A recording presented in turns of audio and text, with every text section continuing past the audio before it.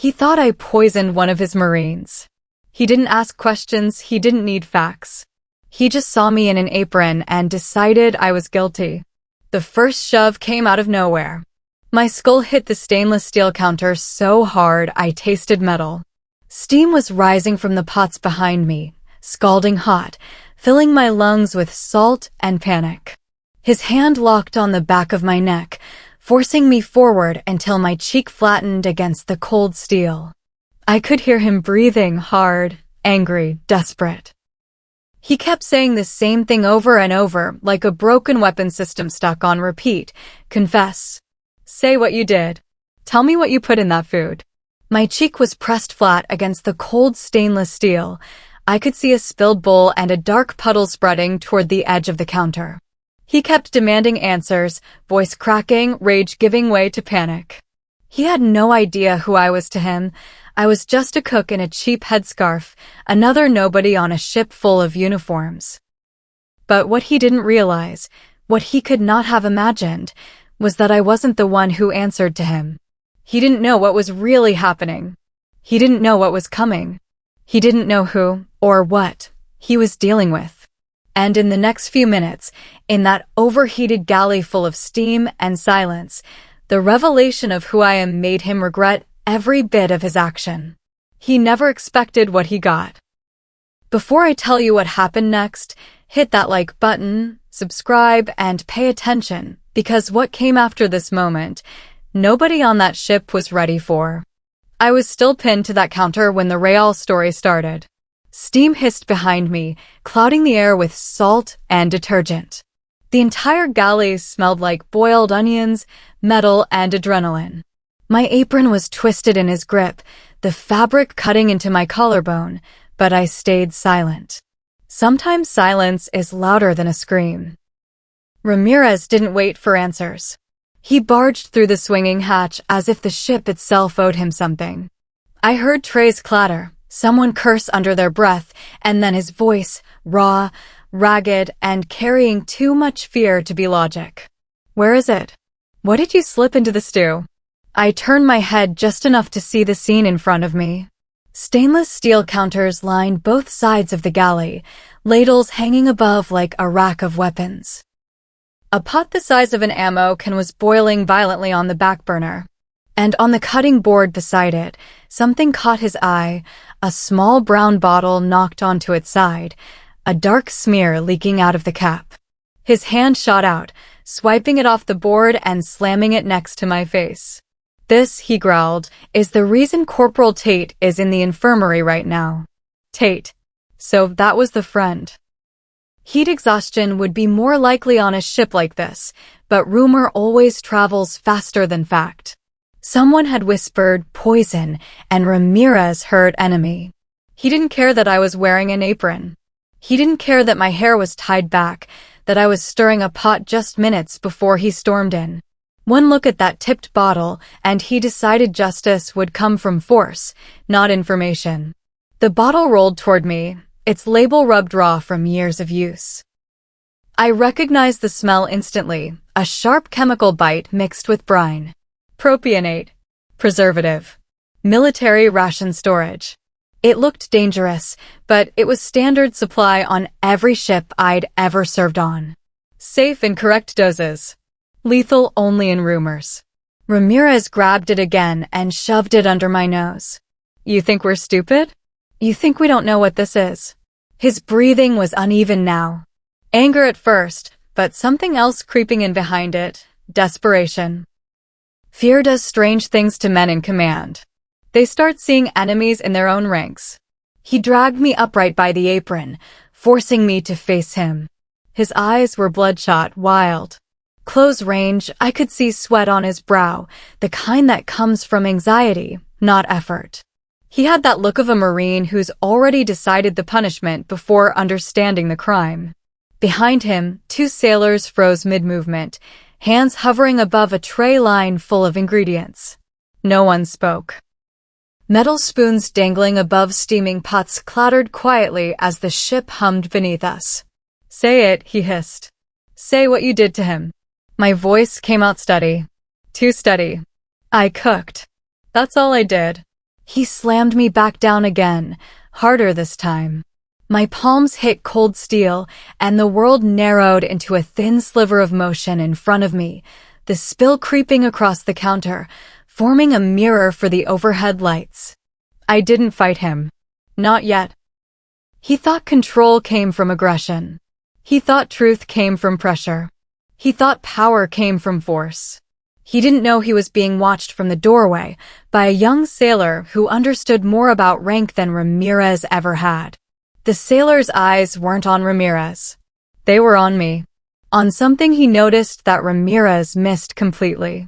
He dropped the tray he was holding. Metal on tile. Loud. Ramirez barely noticed. But someone else did. And that was the first shift. The first crack. I didn't turn my head. I didn't have to. I could feel the room lift, slightly, like air pressure changing before a storm. I kept my cheek against the steel and listened to Ramirez breathe like a man who thought fear was a weapon. He was wrong. Fear is a fuse. And in that overheated galley full of steam and silence, someone had just lit it. Before he realized his mistake, before he understood what he had touched, before he even knew what he was holding in that shaking fist. Everything was already in motion. The next move wouldn't come from him. It would come from someone who knew exactly what that bottle meant. And what I was capable of doing. He yanked me upright again, fingers digging into the seam of my apron. His knuckles were white, jaw locked so tight I could hear the grind of his teeth over the hiss of boiling water. "Don't lie to me," Ramirez said. "You think I won't drag you straight to the brig?" He was so close I could smell the panic on his breath. Not rage. Panic. It was the scent of a man convinced that if he didn't find someone to blame in the next 10 seconds, he would lose control of everything he swore to protect. That's the trick of leadership, fear disguised as fury. "My Marines don't just collapse," he snapped, shaking me. "Somebody did something. And you were stirring that pot." I glanced at the pot. Just broth, onions, and whatever protein supply had been dropped off from storage. Nothing lethal. Nothing exotic. If anything, the only real danger was overcooked stew and sodium levels high enough to calcify arteries. I opened my mouth to speak, but he shoved me again, slamming my shoulder into the edge of the counter so hard the shock ran down my arm and into my fingertips. I said, "Confess." His grip twisted the apron strap near my collarbone, turning fabric into a collar. The band of my headscarf slipped, hair pulling tight at the roots, scalp burning. "I was chopping vegetables," I said, voice steady. "Checking the burners. That's all." He didn't blink. Didn't breathe. Didn't hear a word. "You're lying." Steam rolled up from the big pot like smoke from a battlefield flare. It crawled around his face, catching the overhead lights, casting shadows under his eyes like war paint. He dragged me backward a step, then slammed me forward again, as if momentum would force truth out of me. "I watched you," he growled. "You poured something in. I saw you." I knew exactly what he saw. A pinch of preservative from that bottle. Standard procedure to keep food safe in humidity like this. The kind of detail trained culinary specialist school covers in week 1. But to Ramirez, it might as well have been a vial of cyanide. Tension thickened the air, thicker than the steam. Two sailors near the sink exchanged a look that said everything. He's gone too far. They wanted to intervene. I could see it in their body language, half step forward, then back again. Their eyes flicked to Ramirez's rank insignia. And they stayed frozen, hands clenched on dish towels, knuckles blanching. Ramirez saw the movement too, but it only added fuel. "You think I'm crazy?" He barked at them without turning his head. "You think I don't know what a chemical looks like?" He shoved the bottle forward again, the thick brown glass smacking the counter beside me. "This is poison," he said, voice cracking. "Don't play stupid." I stared at the bottle. At the smear on the counter. At the dark puddle slowly creeping toward the edge, dripping down in slow, deliberate drops. "That," I said, "is propionate. It prevents mold and extends shelf life on rations." It's not poison. He slammed a fist on the counter so hard utensils rattled in their trays. You expect me to believe that? What you believe, I said quietly, has nothing to do with what's true. His eyes narrowed like he'd just been challenged in front of a firing squad. Pride isn't loud. It's lethal. And his pride was bleeding out, looking for a tourniquet made of control. He leaned in closer, voice dropping to a low growl, one word at a time. You. Poisoned. My. Marine. No, I said. Your Marine collapsed because he's exhausted. Dehydrated. Maybe missed electrolytes. Check the infirmary logs. I'm done listening. He slammed me forward again. The edge dug into my ribs this time, sharp enough to make me bite back a sound. He thought he was protecting his Marines. He thought this was duty. He thought force could replace evidence. From the outside, I probably looked like a powerless cook caught in a storm of uniform, rank, and fear. Just an apron and a headscarf and a mess of vegetables waiting to be diced. That was exactly what I needed him to think. Every second he underestimated me was a second I stayed in control, quiet, invisible, and watching him unravel under pressure he didn't understand. He didn't want truth.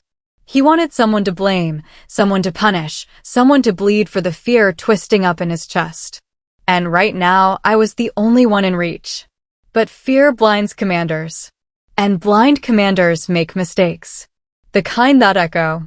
The kind you can't come back from. And in that overheated galley filled with steam, silence, and staring eyes, Ramirez was seconds away from making the kind of mistake that would follow him for the rest of his career. The two sailors on scullery duty were the only witnesses close enough to truly see what was happening. They stood shoulder-width apart near the sink, dish towels hanging over their shoulders, hands dripping suds onto the tile. Steam curled around them like fog, like smoke on a firing range. One of them whispered, voice barely more than air. He just grabbed her. Dude, she might be innocent. The other didn't look away. He couldn't. His eyes tracked every movement Ramirez made, like watching a live grenade roll across the deck. Ramirez is losing it, he muttered. Someone's going to get hurt. They didn't move. Maybe they wanted to. Maybe they even thought about stepping forward, saying something, doing something. But then their eyes flicked to the silver oak leaf on Ramirez's collar. A commander. Line officer. Deck authority. Outranked them by galaxies. Their bodies stayed rooted to the spot, rigid with fear disguised as respect. Hierarchy silence, that's what it was. Not obedience. Not discipline. Just the quiet terror of knowing rank can crush morality in one wrong moment. I heard them whispering. I didn't react. That part wasn't for me. That was between them, their fear, and their conscience. Ramirez didn't hear anything except the echo of his own certainty. He kept one hand locked on my apron, the other hovering over the bottle like it was evidence in a murder trial. His breathing got louder, harsher, almost frantic. The idea of poison had sunk deeply into his mind, and once fear gets roots, facts don't matter. You too, he barked suddenly over his shoulder without looking. If she tries anything, restrain her. Neither sailor responded. They didn't even swallow. One of them made a small sound, a kind of throat click, the body's automatic answer when survival instincts override protocol. That was the moment I knew they wouldn't help him. They wouldn't help me either. They would simply witness history happen in a narrow galley surrounded by boiling pots and stainless steel walls. Ramirez still thought this was about force, about pressure, about dominance. He thought that the louder you shouted, the closer you came to truth. But truth doesn't bow to volume. Truth watches. Truth waits. Truth listens to the sound of fear repeating itself. He leaned in again, close enough that the steam gathered in droplets on his eyelashes. A muscle jumped in his cheek, twitching like a radio signal struggling to stay clear. You're going to tell me what you did, he said, quieter now, dead calm, which was worse. Or I'll make you wish you had before security gets here. Behind him, one of the sailors wiped his hands on his pants, heartbeat audible from across the room. I could see the dread on his face, the dread of witnessing a line being crossed that cannot be uncrossed. He's gonna get court-martialed for this, one whispered. The other shook his head, eyes wide, voice thin. Not if he pins it on her first. That's the truth about rank. Most junior enlisted believe it's iron, unmalleable, absolute. They think power is something you earn once and carry forever. They don't know it's a currency that can vanish with a single mistake. The galley grew quieter, like the ship itself held its breath. The only sounds were the low rumble of engines in the hull and the soft drip of broth falling from the counter edge, one drop at a time. Ramirez tightened his grip. I'm getting answers today. He didn't realize his timing was off. He didn't realize how close the fuse already was to the powder. He didn't realize the whispering behind him was more dangerous than any ingredient on that cutting board. Someone was watching. Someone had seen enough. Someone was already moving, already planning to make a call, already preparing to break the chain of command in the only way you can when a leader becomes a threat. And Ramirez, blinded by rage, blinded by fear, blinded by pride, was too busy trying to force a confession out of a cook to notice the ship shifting around him. The room didn't need a hero. It needed a witness with courage. That was all it would take. One voice, one phone call, one decision to break silence. Because silence protects the wrong people just as easily as it protects the right ones.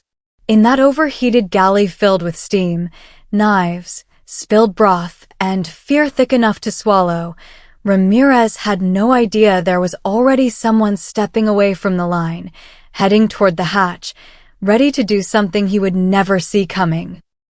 He thought he was in control. He was wrong. I kept my eyes down, not because I was afraid, but because fear is loud and composure is silent. My breath stayed steady. My hands rested flat on the counter, palms open, fingers relaxed. I acted like a nobody, just a cook caught in the wrong place at the wrong time. Commander, I said quietly, you're making a mistake. The words should have slowed him down. They should have introduced doubt. They didn't. Ramirez snapped back immediately, voice ricocheting off steel and tile. My mistake was letting civilians feed warriors. That word, warriors, hit something old in me. A place I didn't visit often. A place filled with heat, noise, and the metallic smell of blood and cordite. It triggered something deeper than anger. It triggered memory. Memory that had nothing to do with aprons or galley knives or stew. He thought warriors were loud. He thought warriors were angry. He thought warriors hit things to make problems go away. He had no idea what warriors really were. I lifted my head just enough to see his face. Not defiant. Not challenging. Just measuring. The way you look at a potential threat, not a superior. His jaw was clenched so tight a vein stood out at his temple. His eyes were glazed a half fury, half dread. The worst combination in command, someone trying to outrun his own fear by controlling everyone else's. I'm not your enemy, I said. He didn't listen. He wasn't capable of listening anymore. Enemy, he hissed. An enemy would at least know what they did. You're just a cook. A nobody with access to food. Nobody. Civilian. Cook. He was stacking assumptions like sandbags around a flood he didn't understand. I kept my posture small, humble, almost submissive. Not for safety. For information. People show their real intentions when they believe they're dealing with someone beneath them. You don't understand, I whispered. No, he snapped. You don't understand. One of my Marines went down. My Marines. The men who actually fight. The ones who bleed for this flag. He jabbed a finger toward the hanging ladles, as if metal kitchen tools offended him. And you? You chop vegetables. He spat the word like it was an insult. Something cold slid through me then. Not anger, not fear, just clarity. Ramirez didn't hate me. He hated vulnerability. He hated not knowing why his friend collapsed. He hated having no one to punish for it. So he picked the easy target. The visible one. The one wearing an apron instead of a uniform. "What did you put in that pot?" he demanded. "I told you. Nothing that would hurt anyone." "Liar," he barked. "You poured something in." He grabbed the bottle again, waving it inches from my face like proof. "That's standard preservative," I said. "Every galley uses."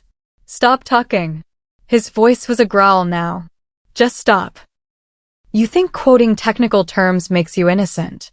He leaned closer, close enough that I saw something shifting behind his fury grief. It was buried under adrenaline and rank, but it was there. A friend in the infirmary, and a commander blaming himself for not seeing the signs earlier. "My Marines are dying," he whispered, voice cracking. "And I won't let it happen on my watch." He thought this was protection. He thought this was leadership. But real leadership isn't loud. It's not violent. It's not built on fear.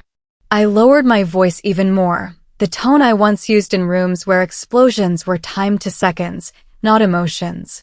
"Commander," I said again, "you're making a mistake." And something happened in the silence that followed. A tiny shift. Barely perceptible. But real. Because for just a heartbeat, his grip loosened, only a fraction, but enough. Enough to show he heard those words, even if he didn't accept them. Then the rage came back, smothering that moment. "Don't tell me about mistakes," he snarled. "I've been leading men on deployments since before you ever stepped foot on this ship." He thought that was true. He was wrong. He had no idea who he was talking to. He had no idea what I'd seen. He had no idea what a mistake actually looked like. Warriors don't hit first. Warriors endure. Warriors lead others through darkness without making them feel the weight of it. Ramirez thought warriors shouted in galleys and slammed cooks against counters. He had no idea that real warriors stood quietly, waited patiently, and carried secrets nobody noticed until it was too late to ignore them. And there, surrounded by steam and silence and frightened eyes, I stayed in character, quiet, respectful, eyes down, as if I truly was a nobody.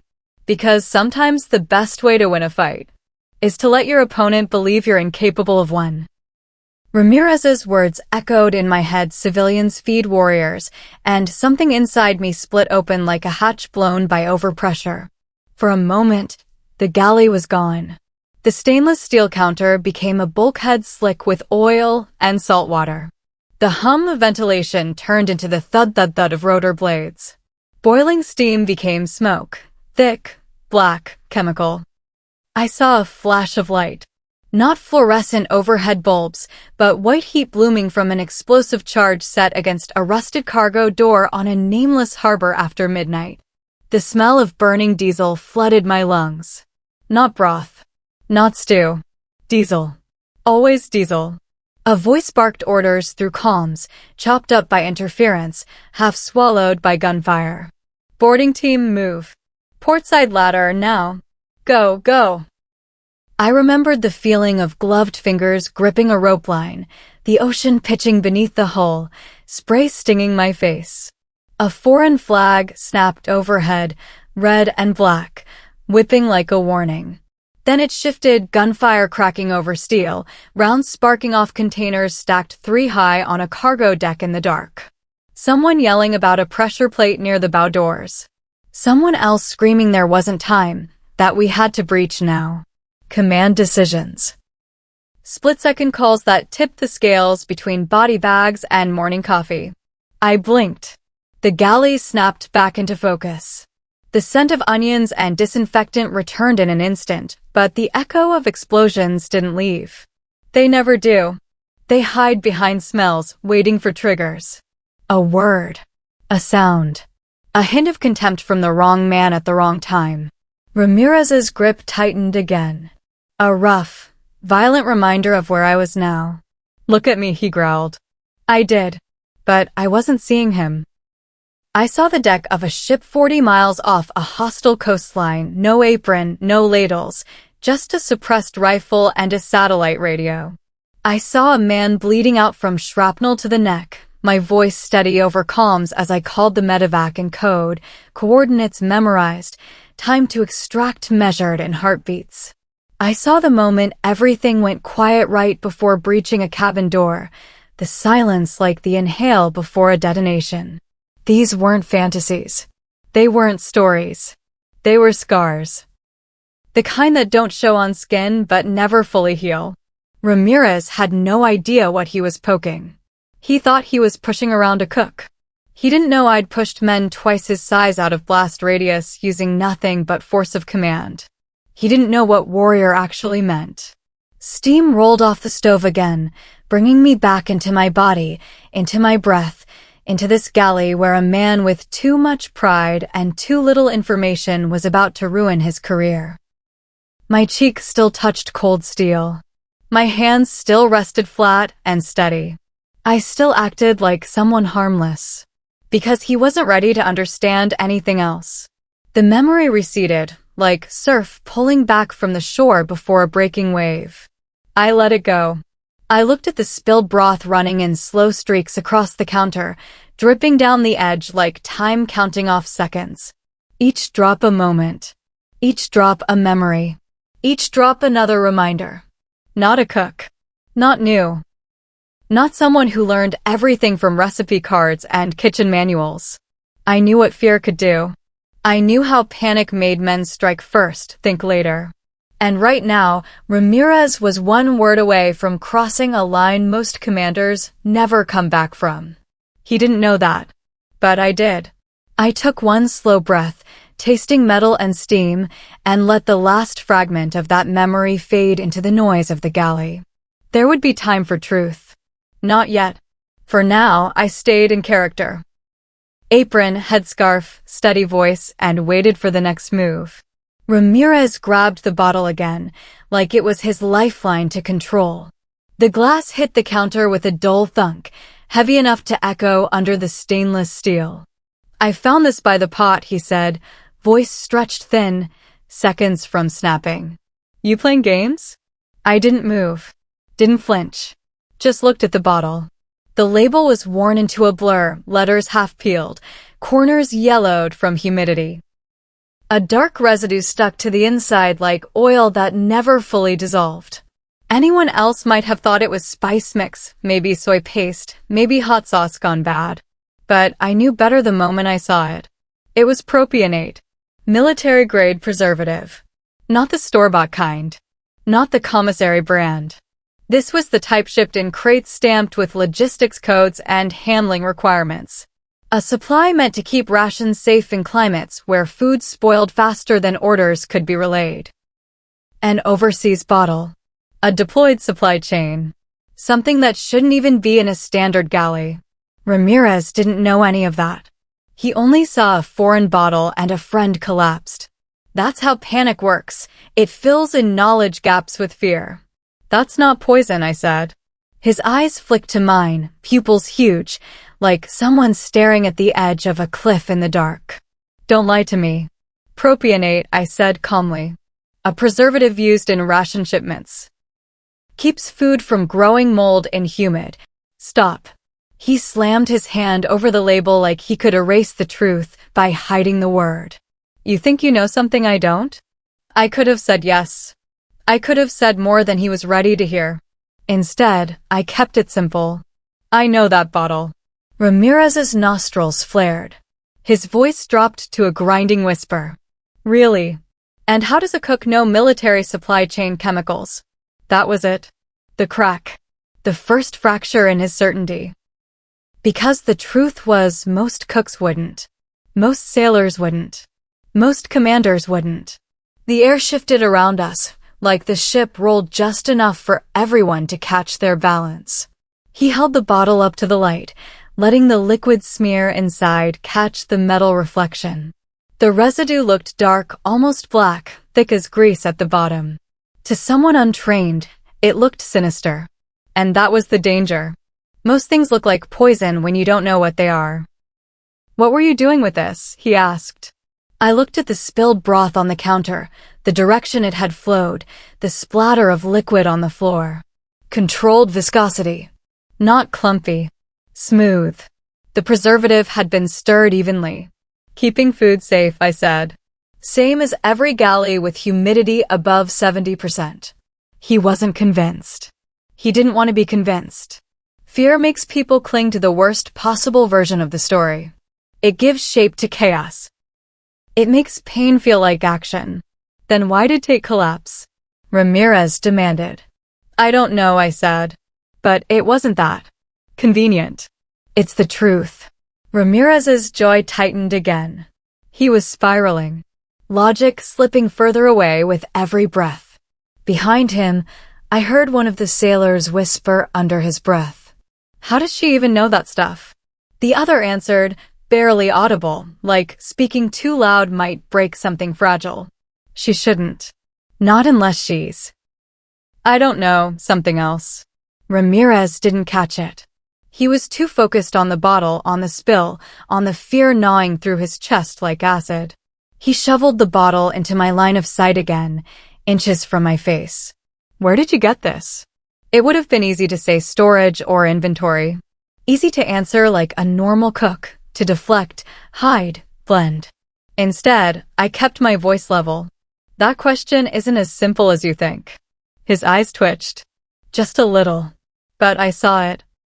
Because there are only two types of people who recognize a bottle like that on site. Cooks trained in military culinary school with deployment rotations. And people who've spent enough time on operations to memorize supply lists by necessity, not career. He didn't know which one I was. He just knew I shouldn't have known anything at all. He leaned in close again, face taut with rage and something worse, uncertainty. You're going to tell me exactly where that came from, he said. And I thought, if I did, nothing would ever be the same again. He thought he had leverage. He thought he had evidence. He thought he was closing in on answers. What he didn't understand was simple. A bottle like that doesn't reveal guilt. It reveals knowledge. And knowledge on a ship like this is far more dangerous than any ingredient in a stew. I stared at the bottle for one long second, letting the silence settle between us. The galley noise dropped into the background. The low rumble of engines, the drip of broth, the soft hum of fluorescent lights. Everything slowed until I could hear my own heartbeat, steady and controlled. Then I said it. Commander, let go of me now. The consequences will be severe. I didn't raise my voice. I didn't snarl. I didn't threaten. I delivered the words like a weather report. Calm. Cold. Certain. The kind of tone that means whatever comes next is already inevitable. Ramirez heard it as something else entirely. He scoffed, a dry sound scraped out of the back of his throat. Oh, now you're threatening me, he said. What are you going to do, cook me to death? He still thought I was a civilian. That was his first mistake.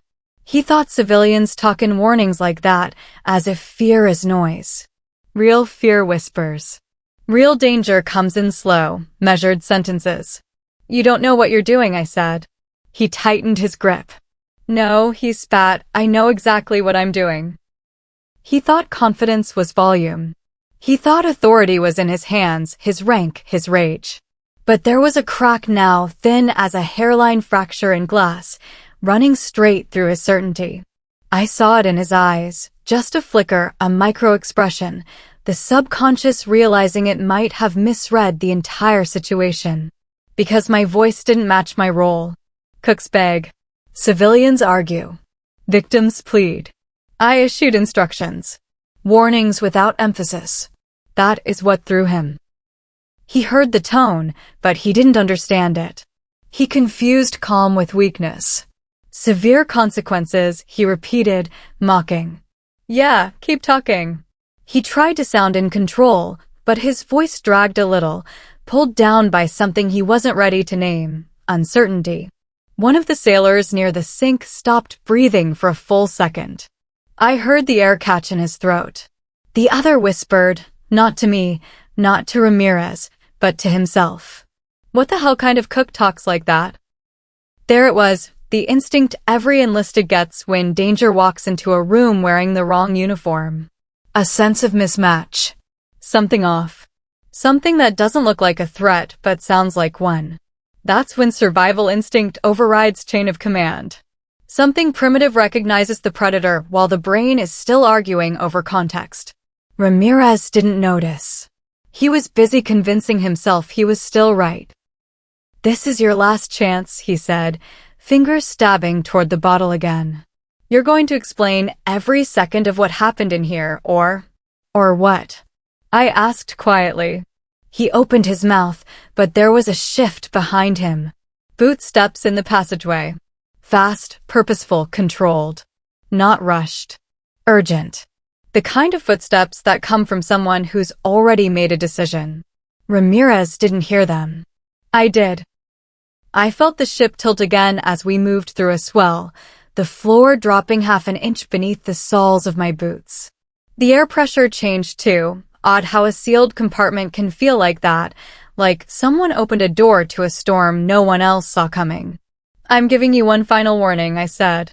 He leaned in close, practically nose to nose now, rage washing through his face like heat from a blast furnace.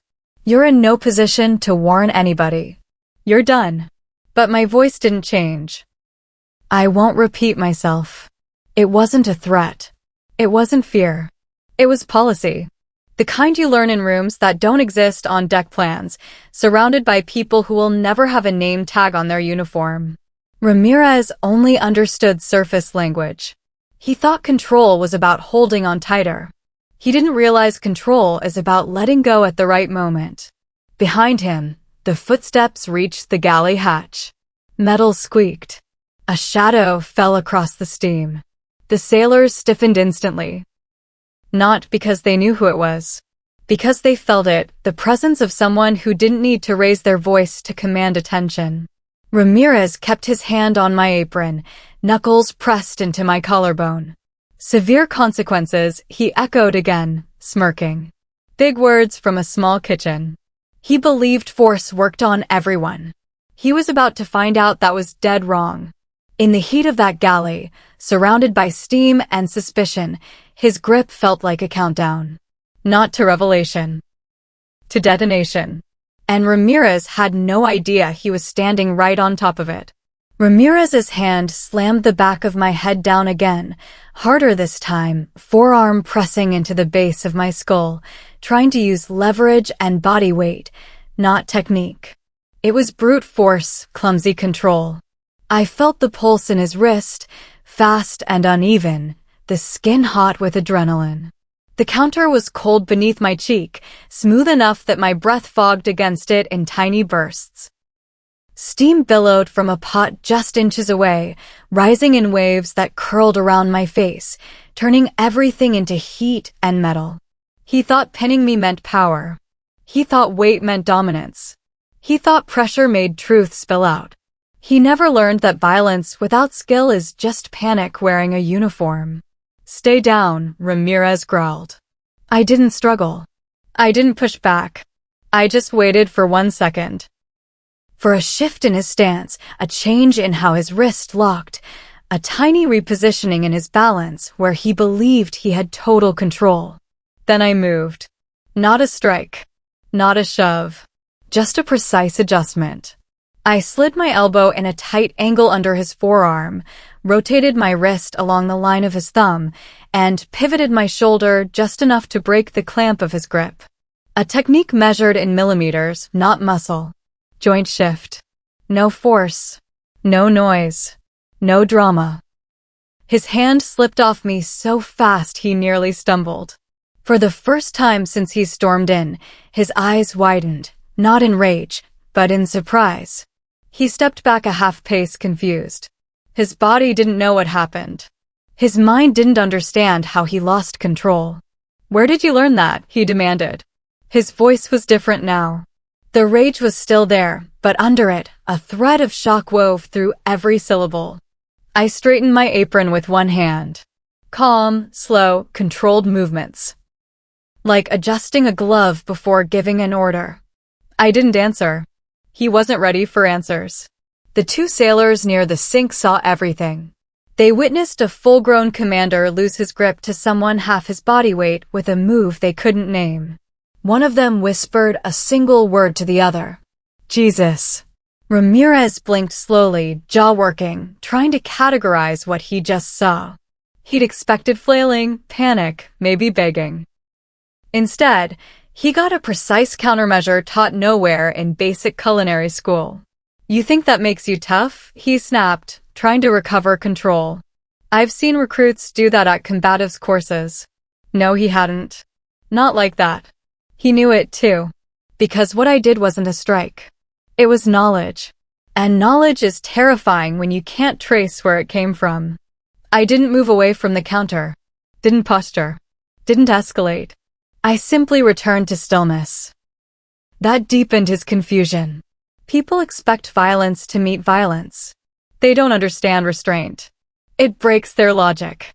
He glared at me like he was trying to see beneath the apron, beneath the quiet, beneath the simple words I'd given him. Answer me, he snapped. Where did you learn a move like that? I met his eyes without raising my head.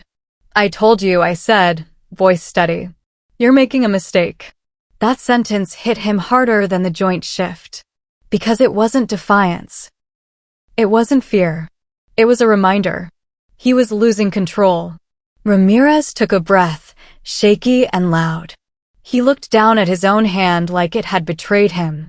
Flexed his fingers, curling and uncurling, trying to get the feeling back where pain had shot through the joint. He wasn't used to being handled gently but effectively. He wasn't used to someone smaller neutralizing him with one subtle motion. He was used to commands. He was used to compliance. He was used to victory by volume. Now, standing in that overheated galley, with broth dripping down the counter and 2 junior sailors watching his every move, he felt something new. Uncertainty. That's when he made his next mistake. He stepped forward again. Not because he wanted to attack, but because he needed to understand.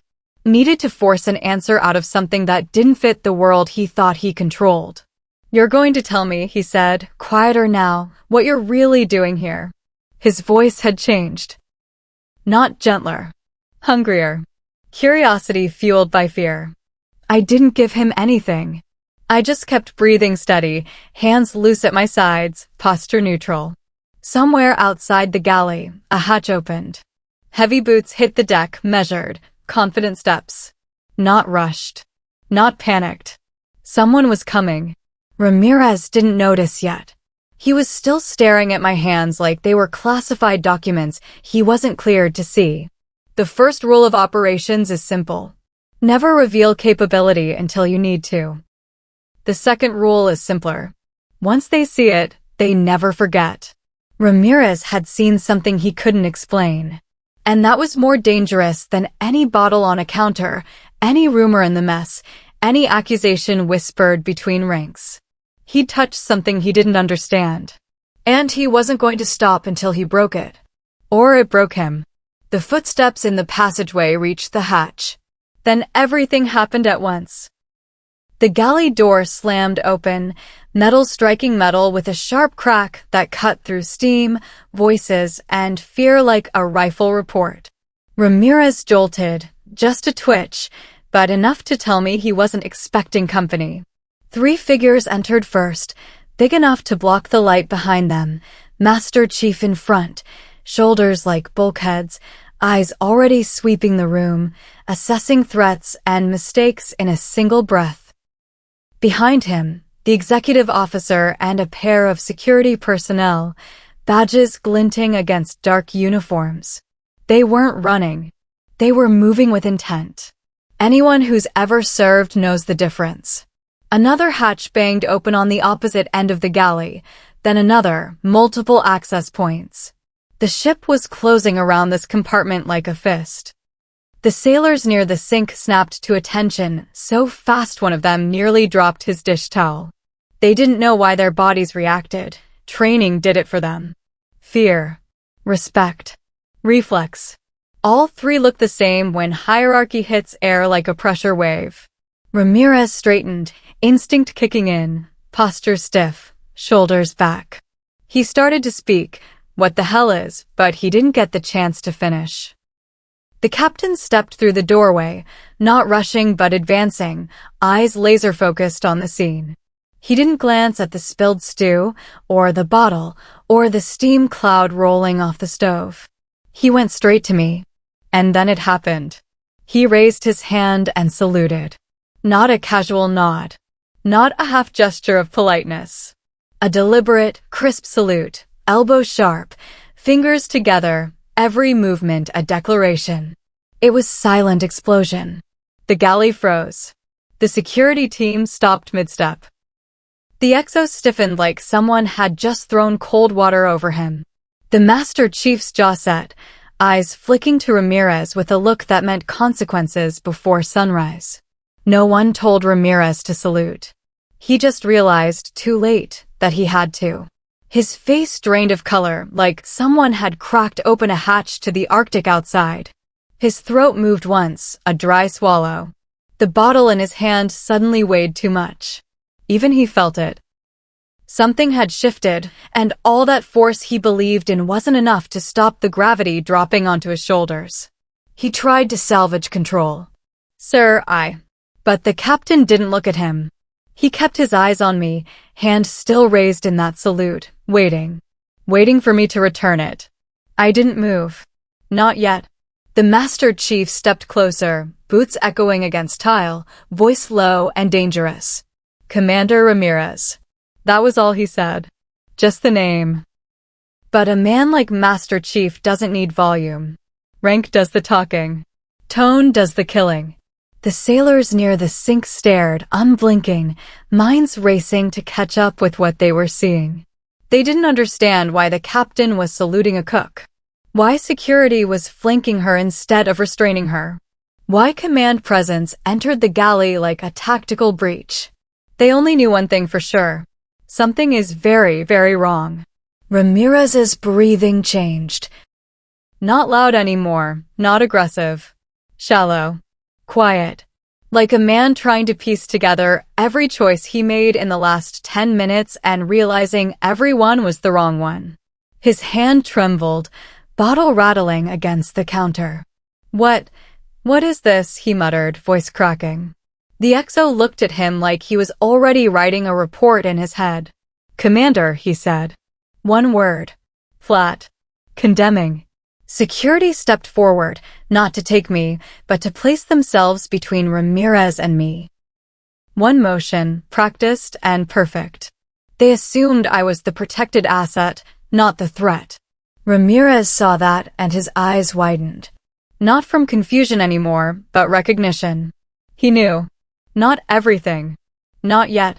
But enough to understand the mistake wasn't just an accusation or a shove or a rumor. It was a career-ending, rank-shattering, reputation-destroying mistake. A mistake that would echo through every fitness report, every whisper in the wardroom, every closed-door meeting for the rest of his life. The captain lowered his salute, slow and deliberate, then spoke with a voice that could cut steel. "Stand down, Commander." Ramirez didn't move. Not because he didn't want to. Because he couldn't. Everything in him froze, locked in place, held there not by force, but by realization. The room didn't explode with noise. It exploded with silence. The kind that follows revelation. The kind that carries consequences. He knew in that single breath, without being told. His life in the Navy had just changed forever. And he hadn't even heard the reason yet. Not the truth. Not the identity. Not the rank or the role or the capabilities of the person he thought was just another cook. But he would. Soon. Very soon. I didn't reach for anything. I didn't step forward. I didn't demand recognition. I simply untied the apron. The knot came undone with a soft whisper of fabric, barely audible over the low rumble of the ship's engines. The stained cloth dropped to the counter, sliding off the stainless steel and landing with a dull, wet sound on the floor, broth splattering at my feet. Underneath, there was no uniform blouse, no name tag, no shoulder boards. Just a navy blue tactical undershirt, plain, functional, and silent. The kind of garment you wear under armor plates, not under fluorescent kitchen lights. No rank visible. No insignia showing. Just a simple piece of gear that didn't belong in a galley. The captain didn't need a visual cue. He already knew. The Exos gaze snapped to the shirt like someone had just pulled the safety pin from a grenade. Master Chief's posture changed, straightening just half an inch, enough to show respect without ceremony. The sailors by the sink took a breath at the exact same second, like someone had signaled them with a coded radio click. Ramirez stared at me. Blink. Eyes unfocused, as if his mind couldn't process what he was seeing. The captain stepped in front of everyone, boots planted firmly, authority radiating off him like heat from a forge. Then he spoke. Not loud, not dramatic. Just a single statement that fractured the air in two. Admiral Sarah Keating, Fleet Command, on board. The words dropped like depth charges. No one moved. Silence became a physical thing, heavy, suffocating, absolute. Ramirez's face drained of blood in real time. Color washed out of his cheeks, lips flattening, eyes shrinking into something small and lost. His breathing stopped not because he meant to hold it, but because his body forgot how. Admiral. Fleet Command. Not a cook. Not a visitor. Not a nobody in an apron. Fleet Command. A title that outranks captains. A title that writes orders, not obeys them. A title that commands ships, plural, not kitchens. Ramirez's fingers loosened instinctively. The bottle he had been clutching slipped. It rolled across the counter, hit a ladle, and rattled to a stop like a gavel closing a case. The sailors near the sink came to attention again, but this time it wasn't reflex. It was survival. One of them whispered, "Oh my God," but the words barely escaped his throat. Security stepped closer, not to restrain me, but to create a perimeter, eyes scanning Ramirez like he had become the problem. Which he had. Master Chief's shadow loomed behind the captain, arms crossed, expression unreadable. The captain didn't turn toward Ramirez. He didn't need to. The room's gravity shifted on its own. "Commander Ramirez," the XO said, voice crisp as broken ice, "you will step away from Admiral Keating immediately." Ramirez didn't move at first. He just stared, eyes vacant, throat bobbing once, twice. Then he stepped back without thinking, boots scuffing against the tile. I finally lifted my gaze fully, looking at him, not with rage, not with triumph. Just with the stillness of someone who had already lived through worse things than arrogance and fear. Ramirez's mouth opened, but no sound came out. Whatever he wanted to say, apology, explanation, denial, died there in his throat. He looked at me like I wasn't human. Not because of rank. Because of certainty. The calm that never screamed, never begged, never defended itself. The captain continued, voice steady. Admiral Keating was present as part of Fleet Command's unannounced operational readiness assessment. That hit the sailors like a strike to the solar plexus. Unannounced assessment. Operational readiness. Two phrases that mean every action taken is under review. Ramirez's knees actually buckled for a moment, a microscopic dip before he caught himself. The captain turned slightly in my direction. "Ma'am," he said, without emphasis, without hesitation, without any of the drama Ramirez had brought into this room. Respect. Simple. Uncomplicated. I didn't respond to him yet. I didn't speak. Words weren't needed. Not now. Not yet. Everyone in the galley knew with absolute clarity. The woman Ramirez had manhandled, accused, and pinned to a counter wasn't just above him. She was as high as it gets. And whatever came next. Ramirez didn't have rank enough, breath enough, or luck enough to escape it. I reached for the bottle slowly, not to intimidate anyone, but because I knew half the room was holding its breath waiting to see what I would do next. The glass was cool against my palm, heavier than it should have been, residue clinging to the bottom like a secret. I turned it in my hand once, letting the light hit the smear of dark liquid inside. The scent that escaped when I cracked the cap open was sharp, chemical, unmistakable. "This wasn't poison," I said, voice steady, almost quiet. "It's propionate from the dry storage." The word fell into the galley like a dropped wrench. No drama. No accusation. Just fact. Ramirez stared at me, eyes narrowing, confusion breaking through the last remnants of his rage. "What?" "Propionate," I repeated. "Food-grade preservative. We use it to keep bread, rice, dried vegetables, and ration stock from molding."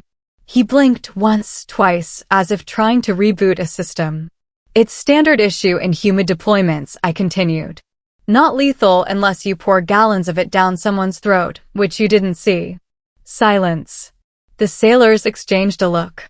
Security shifted their stance, eyes flicking from Ramirez to the bottle.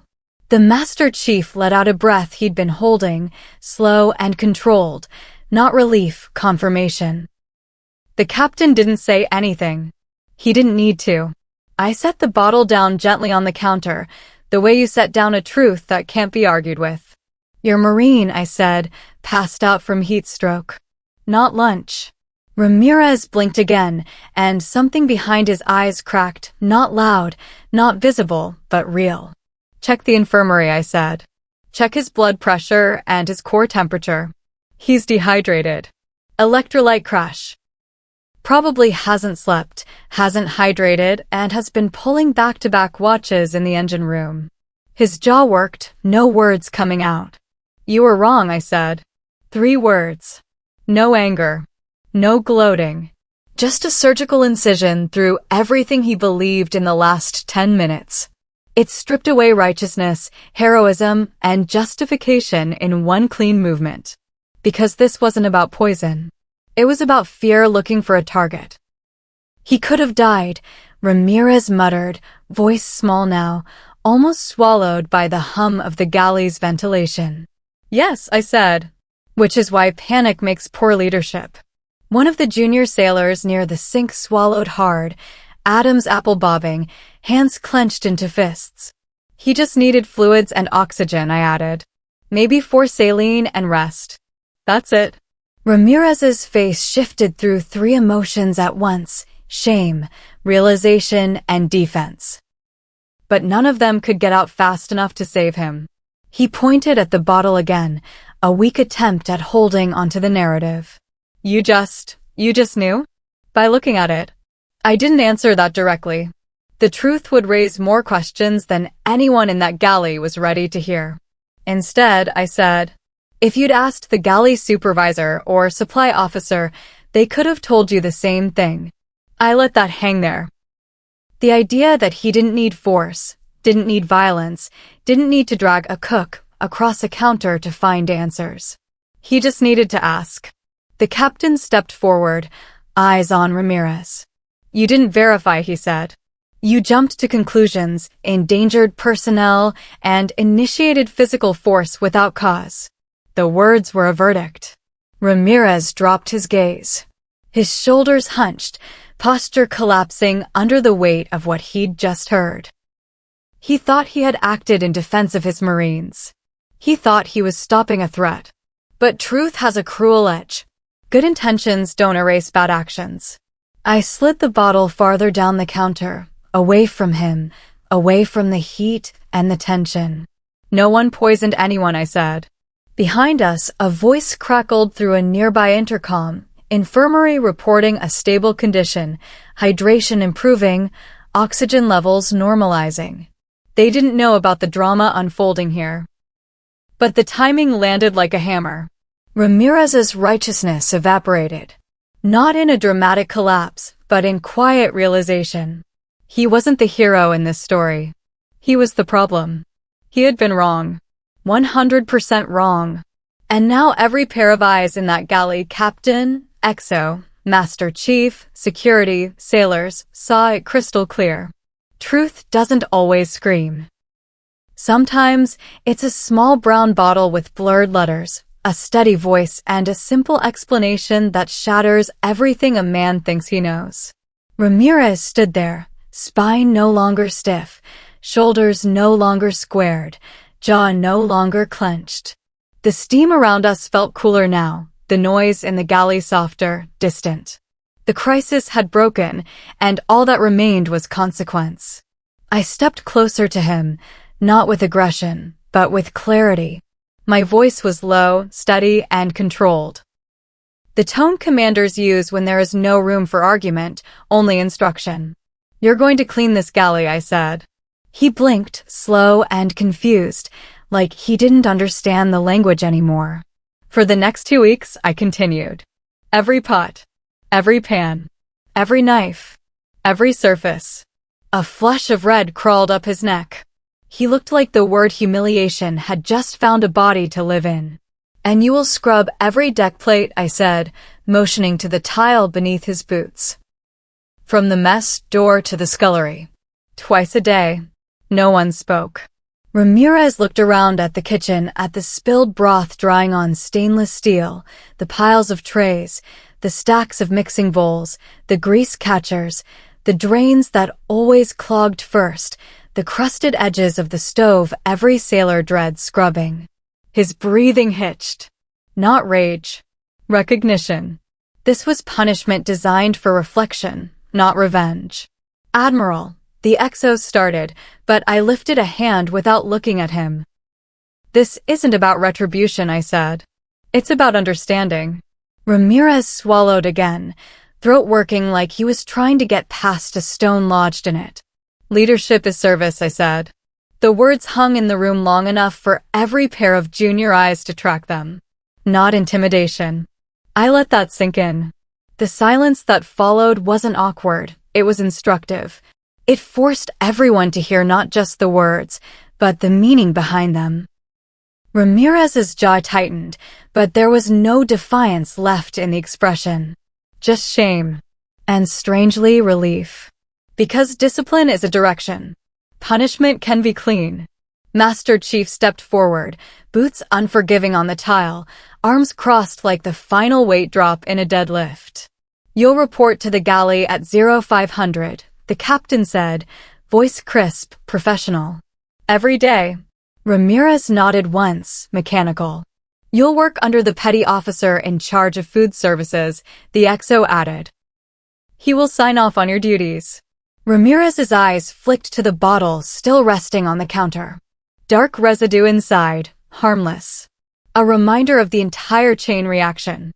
"And Commander," I said, voice quiet, "you will speak to every Navy recruit who comes aboard the ship about this incident. You will teach them the lesson you learned today." He didn't ask what lesson. He already knew. I didn't raise my voice, didn't lean in, didn't need physical presence to enforce authority. True command doesn't need volume. Fear isn't leadership, I said. Assumption isn't intelligence. And rank is responsibility, not privilege. Ramirez's eyes glassed over, not with tears, but with understanding. The slow kind that hurts more than impact.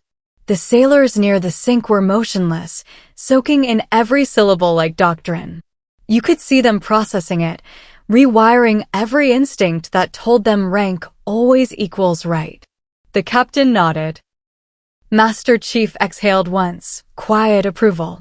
Security stepped back a half step, easing the pressure without breaking formation. Ramirez squared his shoulders again. Not in defiance, in acceptance. I understand, he said, voice barely above a whisper. Good, I replied. It wasn't a victory. It wasn't triumph. It wasn't about winning some fight in a galley over a spilled bowl of stew. It was the beginning of transformation. The moment a man learned the difference between power and leadership. And as he stood there in that overheated kitchen surrounded by steam and stainless steel, Commander Ramirez had no idea that the next 2 weeks would be the most meaningful service he had ever performed in uniform. Not because of punishment, because of humility. And humility, more than any rank or ribbon, is where true leadership begins. He stood in that galley surrounded by stainless steel, broth stains, and the quiet hum of refrigeration units. A space that had just become a classroom he never meant to enter. No one applauded. Nobody celebrated. The sailors didn't suddenly admire me. They just understood something they hadn't before. Power isn't always visible. Most days, it wears grease-stained aprons and keeps its head down. It listens more than it speaks. It knows patience better than anger. He slammed a cook against the counter thinking he was saving a Marine, and for a while, everyone believed that version of the story. They saw a uniform, a crisis, a bottle by a pot, and they thought they understood the whole picture. They never even looked underneath. He didn't know the woman he attacked commanded every sailor on that ship, not by force, not by fear, but by decisions few people ever see and fewer ever understand. The kind that don't get documented in galley inventory or mess schedules, but in mission briefings and casualty reports. Leadership is often invisible until it's tested. What Ramirez learned in that overheated galley wasn't written in any regulations manual or ethics seminar. It didn't come from lectures on officer conduct or PowerPoint slides in a command training room. It came from silence, from restraint, from someone choosing control when rage would have been easier. I didn't raise my voice. I didn't strike back. I didn't need to. The truth came from three simple things: a bottle no one understood, a lesson no one wanted, and a consequence no one expected. And today, she taught him the hardest lesson. Rank means nothing without character. Because rank is stitched on fabric. Character is built in failure. Rank is given. Character is earned. Ramirez walked into that galley thinking leadership was about protecting his own through aggression, intimidation, and force. He walked out understanding leadership is service, humility, and the ability to see people, really see them, even when fear is blurring everything else. He would clean those deck plates. He would scrub those pots. He would stack those trays and organize that pantry until he knew every inch of that galley better than he knew his own reflection. Not to pay a debt to me, but to pay a debt to the uniform he nearly disgraced. No one ever talked about that incident outside the chain of command. There were no charges, no written reports. Just lessons embedded in muscle memory and humility scrubbed into steel. And in the end, when everything calmed, when the steam cleared and the scent of disinfectant replaced the fear in the air, one truth stayed behind in the quiet. Power doesn't shout. It doesn't shove. It doesn't announce itself. Most days, power just stands next to a boiling pot, wearing an apron, waiting for someone to underestimate it, so it can remind them, when the moment comes, what strength actually looks like.